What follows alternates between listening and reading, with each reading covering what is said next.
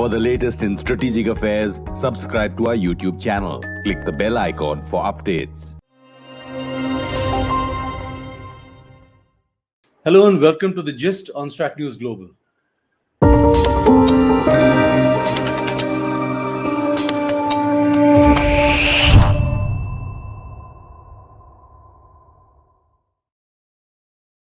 Hi, I am Surya Gangadharan and you're watching the show Sri Lanka, the Ranil Effect, where we're going to look at the new Prime Minister, the challenges before him, how credible he is, and whether after his 26 previous stints as Prime Minister and even President, does he have anything in him to offer to the people in the streets? Yesterday, in an address to the nation, the Prime Minister said Sri Lanka's economic situation was serious, with barely $1 million in the bank. He said $20 million is urgently needed to buy gas. Power outages will last 15 hours a day. People will have to tighten their belts, so you can expect inflation is going to be very, very high. And there is a severe shortage of medicines and surgical equipment. There's a lot more, of course, in his address, but basically this is the hard news that he gave to his people, and to his credit, he pulled no punches. I have with me my guest from Singapore, Dr. Chulani Attanayake. She's, of course, Sri Lankan. She's a research scholar at the National University of Singapore, and her focus is South Asia studies. Incidentally, her specialization is Sri Lanka and China. So that's an interesting qualification. Welcome, Dr. Chulani. Glad to have you. Thank you for having me here. Dr. Chilani, what is your take on Prime Minister Vikramsinghe's address yesterday? What do you draw from it? Well, I think his speech was very bold given how the situation is in Sri Lanka at the moment. Sri Lanka has been in this economic crisis for a longer period of time. People were in queue for gas and fuel for hours since January, and long hours of power cuts have been continuing for months. The protests have been going on for over closer to 2 months now. So what he said yesterday during his first speech as the newly appointed prime minister was a blatant picture of the reality of Sri Lanka. It was sad to see that he promised the people that he will ensure that people will have 3 meals. To see that from a middle income country to like be that like lower the level of promise to that level was shocking. But I think it was also the reality that Sri Lanka is at the moment because of the high inflation, lack of forex, and the current economic crisis. Tell me, Dr. Chulani, how does somebody like Mr. Vikramsinghe, who represents with one seat in Parliament, Yes. how does he? How does he get where he is? Is it because of his personal relationship with the president? Well, I think it was more about what the crisis and what was happening at the moment. For months now, like the protesters have been demanding the president and his family to step down from their positions in the parliament and in the cabinet. But we saw that like the prime minister and the other members of the family stepped down, but president remained in the seat. And he has been requesting and trying to discuss with like different political parties to form an interim government for a short period of time, in order to like address the current economic crisis. Because well, I think in such a situation, in normal condition, the option is to go for an election. But obviously, Sri Lanka do not have enough money to go for an election. So in such a situation, there has to be some way of coming out of the crisis. So he has been inviting different members of the parliament. He invited opposition leader, and there were news that he even requested this General Sarath Fonseca, who was one of the political opponents in 2020 2010 election with Mahinda Rajapaksa to become accept the premiership. So when the other parliamentarians have been putting their conditions and perhaps trying to negotiate, giving a like one deal of the end, uh, Ranil Wickeramasinghe must have seen a opportunity perhaps to um, come forward and take up the challenge. So I saw him addressing the media after swearing in and as president, and he said something interesting. He said so in 1939 in the United States, the Churchill only had he had only 4 seats. So, but what brought him to power was a crisis. So he said, I'm doing the same thing. So I think that was his perspective into the entire situation. I wonder how that went down on the street. But nevertheless, when he, how does he? He's already said that he is in favor of clipping the powers of the president, and therefore he is Yeah. against Rajapaksa, Gotabaya Rajapaksa, and he will protect those demonstrators out in the streets who are against him. Now they just lost the vote to impeach the president or clip his powers. There was a vote just a few hours ago in Parliament. So where does that leave him? I mean, I'm trying to understand here. What is his equation with the president? Is he his friend? Is it understood? Is it a little game they're playing out between themselves? It's very I think very tricky situation and a tricky question. So to my understanding right now, perhaps he may have tried to please both sides in this whole situation.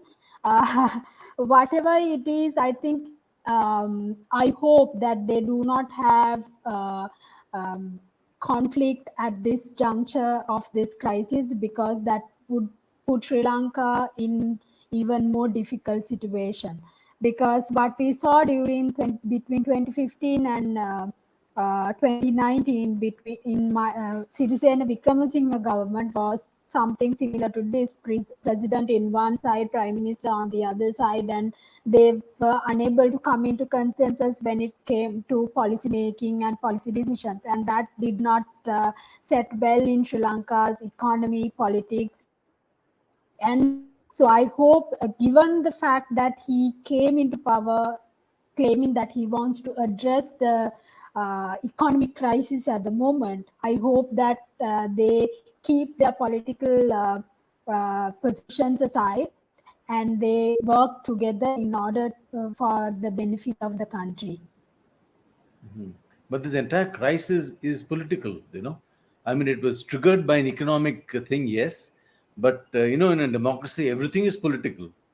So when you talk to your friends and others in back in Sri Lanka, what is it they tell you? They are okay with this guy. They think he can do the job. I mean, or they Well, would prefer somebody younger.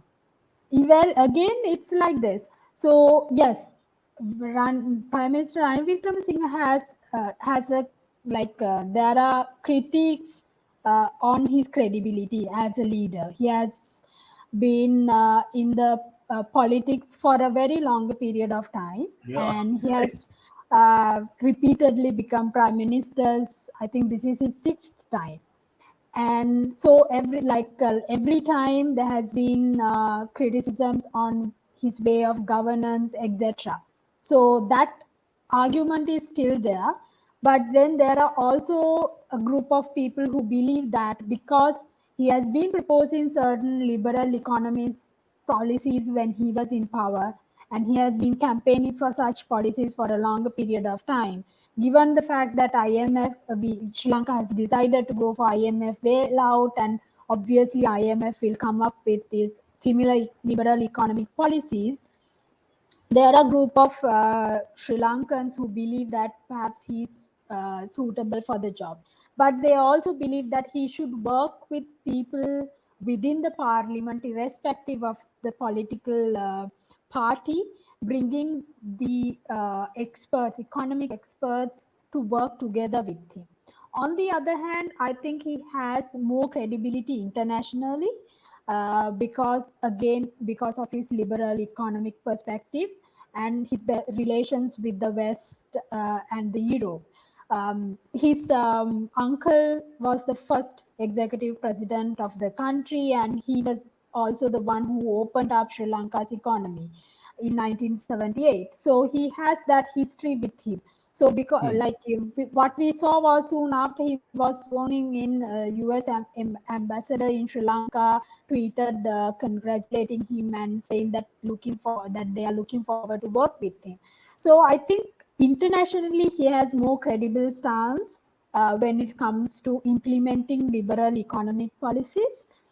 So it will all depend on how he will be able to manage this international, like bring his international credibility and convince the local community in averting this crisis. Mhm. And since his support is largely made up of President Gotabaya's own party, I presume he's fairly safe, unless, of course, he deviates from the president's economic plan or political plan or whatever. Again, at this point of time, I don't think I can make any prediction about Sri Lankan politics. It's very volatile. So as I said earlier, also I hope, for the sake of my country, that Sri Lankan politicians will keep their politics aside, at least for the time being, and until they find a more sustainable solution for the economic crisis. After that, how it will play out, it will be the future. I mean, I obviously think that nation building efforts should continue, because if you look at the protests in Sri Lanka at the moment, along with economic demands, people are demanding more credible nation building efforts. So I think it is also the best moment for Sri Lankans to rethink how we want our country to go ahead in that direction. So I hope, therefore, for the Sri Lankan politicians to keep whatever their political differences aside for the time being, until we come out of the crisis, because at the end of the day, it is the citizens who are suffering most from this. Yeah, yeah, yeah, that's true. So let me come to China, which is Yes. your specialization.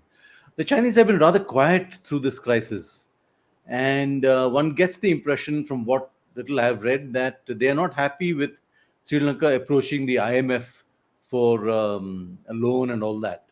So, could you give us a sense of as to how the Chinese may be reacting to this? Well, I think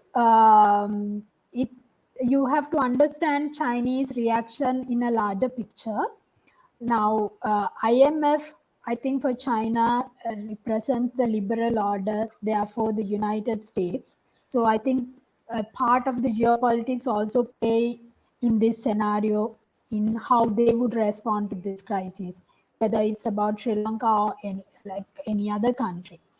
So obviously they know that IMF package will come up with certain regulations. They have already mentioned that Sri Lanka should initiate debt restructuring, which perhaps China would have concerns about, because China is a major creditor for many countries in the world. Yeah. And if every time a country mismanage its economy and go into a crisis, and every time if a country would request a debt restructuring, that would affect their strategic outlook as well. So they would be very cautious in how they want to respond to this. I believe they will come around, but because the way that they respond to Sri Lanka's crisis also reflects on their global image. Uh, According to international perspective, China is Sri Lanka's closest friend. So in that scenario, if the closest friend do not come to help Sri Lanka, a small state, it will give a wrong message to the rest of the world, because China has bigger agendas in the international stage. So I think they will be very cautious in how they respond to this crisis. On one hand, without encouraging small states to sort of like be impulsive in how they manage the economy and then expect them to bail out every time things go wrong, and on the other hand also maintaining their global image. So tell me, in this crisis, have they been helpful in terms of, in any way, in terms of perhaps alleviating the economic distress?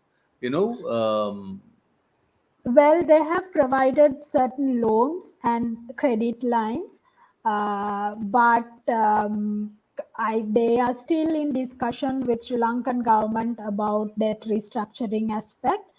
Sri Lankan central bank, of course, is hopeful that they will come around, and even Prime Minister, after he sworn in, expressed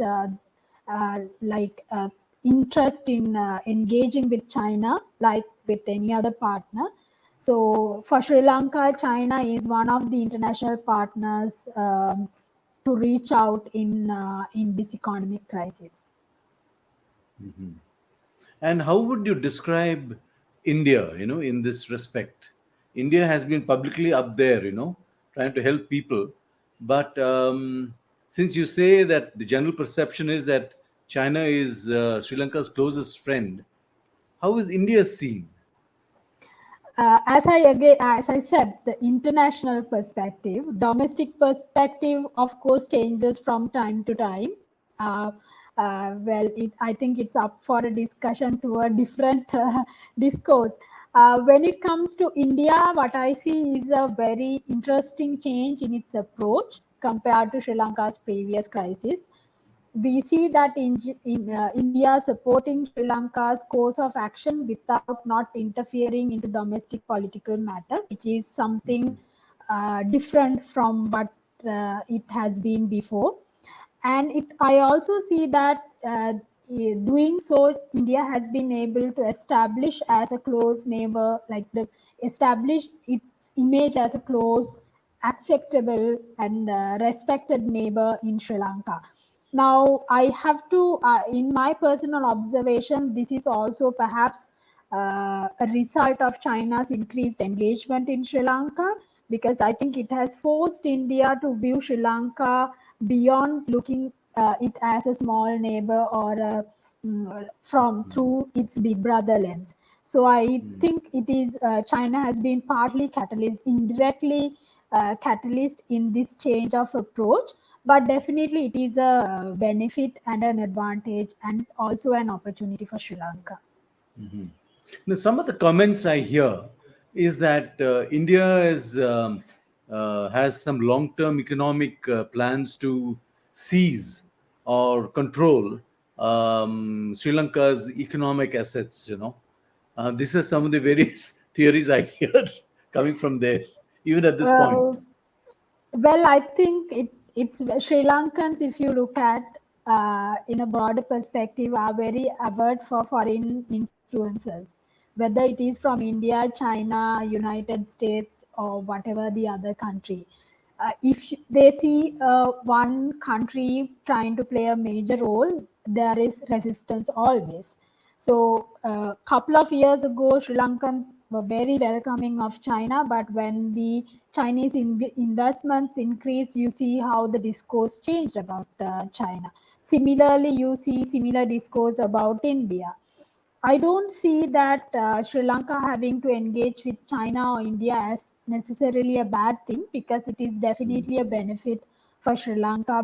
These are two major players in the region, emerging fast growing economies, and obviously Sri Lanka has to be connected with India and China in order for it to develop and realize its economic goals. I believe that one way that India or even China to sort of like provide some assurance for the general public is through more and more engagement with the public, and also being providing information. for the public being more transparent on what they do. But as I said, perhaps it is because of our colonial past. Sri Lankans have a tendency to be a little resistant to increased engagement with any foreign country. And would you say this the presence of both India and China in Sri Lanka gives President Gotabaya that leverage he needs, the space for maneuver? We see it in Nepal, we see it in Bangladesh. Smaller countries Well, using, yeah, Well, yes, definitely not just for President Gotabaya. For previous governments also, this has been the case. I yeah. believe that Sri Lanka's foreign policy has always been of strategic hedging, where it hedge between major players in order to realize its economic, foreign policy, and even security issues. We saw it with the United Kingdom at the soon after the independence, between United Kingdom and India, then United States and India. Now we see it between China and India. So India remains a constant factor because of our geographic proximity. But in order to strategically balance with India, Sri Lanka always reach out to other partners. However, I also believe that it is very important for Sri Lanka to have multiple partners rather than these two partners, so that whatever as we know, India and China has their own equation, which is somewhat conflicting and competitive. So having multiple partners will always help Sri Lanka's cause in the long run. As long as the status quo between India and China remains, we will be happily hedging between the two. But if for whatever the reason these things develop in a different direction, and if Sri Lanka comes to a situation where it has to choose between them, I think it will not serve the foreign policy or strategic purpose of the country. So therefore it is very important for Sri Lanka to have its options open.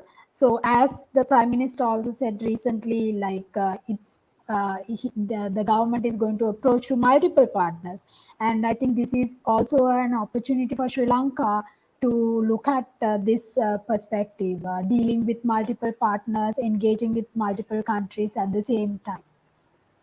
Okay. So let's just get back to domestic politics in Sri Lanka. Has this crisis, we've seen the departure of Mahinda Rajapaksa, we've seen the departure of so many members of the family. President Gotabaya, um, how do you assess his position today?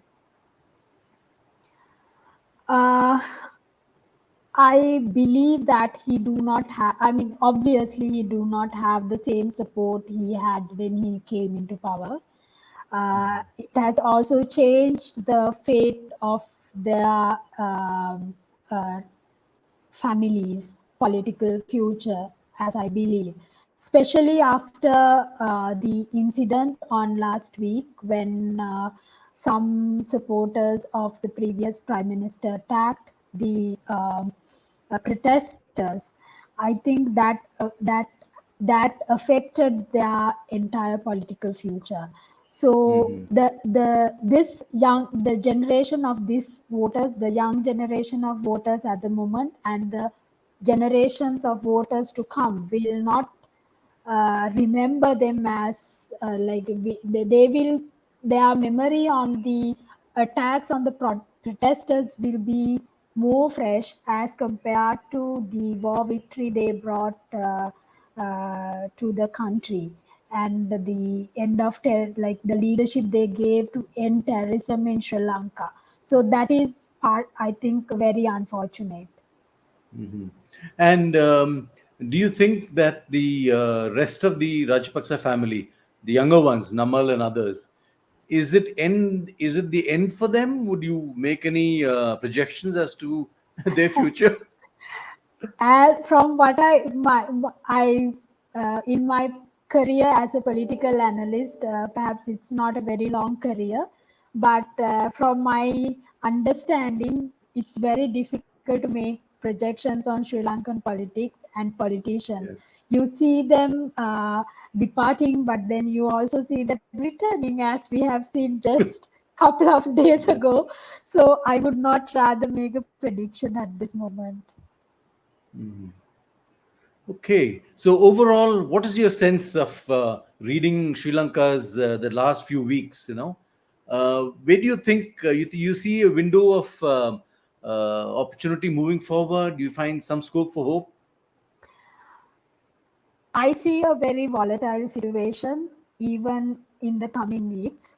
Uh, Sri Lanka will attempt to make avert economic crisis to the best of its possibility, going with IMF, etc.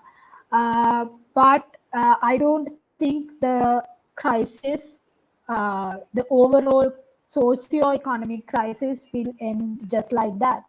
Even Sri Lanka managed to get the IMF funding at this moment, it will come with conditions Heavy that are conditions. very difficult for Sri Lankan people perhaps to even accept. For instance, even yesterday during the speech, Prime Minister mentioned about privatizing Sri Lankan Airlines.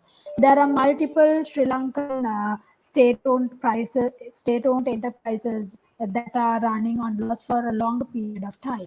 So restructuring these state-owned enterprises would perhaps mean also mass layoffs.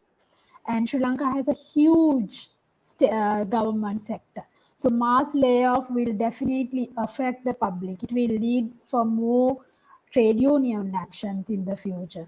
So that's why I said it was bold for Prime Minister to say that we are heading towards even more difficult period, but it is the Yeah. reality. Even though he did not mention it in the same way, the way I see it is that even when the IMF funding comes and when Sri Lanka go ahead with the necessary measures for economic sustainability, there will be difficulties for the people. Because of that, there will be continuous protests and opposition in different forms. So I hope that the political leaders come forward and make this awareness for the public, so they are not found off guarded, so that they are mentally prepared. Only that way that Sri Lanka can perhaps mitigate what's about to come.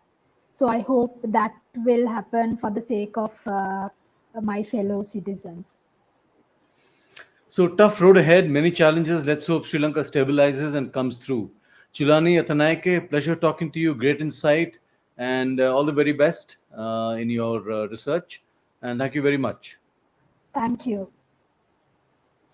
And for those of you who have joined us on this conversation, thank you for your comments and observations. Do join us in future conversations. Subscribe to our YouTube channel. Follow us on social media, Twitter and Instagram. Thank you very much. Good night.